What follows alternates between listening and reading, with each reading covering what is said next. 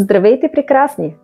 Ако гладенето ви е досадно, точно като на мен, ще ви покажа моя начин да изгладя риза за по-малко от 4 минути. Започваме от яката, като я гладим от долната страна. След това изглаждаме платките на гърба.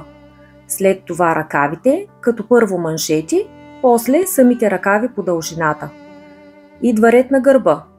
Движим ютията отгоре надолу в посока към подгъва, като хубаво изтегляме плата. След това са предниците. Първо изглаждаме канона от опаковата страна и после обръщаме от към лицето. По същия начин, по който сме гладили гърба, изтегляме с ютията отгоре надолу в посока към подгъва. Това е. Толкова е лесно. Много е важно да се спазва тази последователност. Яката от опакето, платка, маншетите на ръкавите, след това самите ръкави, гърба и предниците на ризата.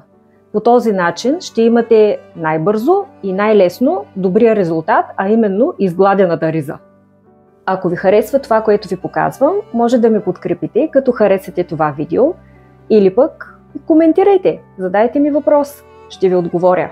До скоро!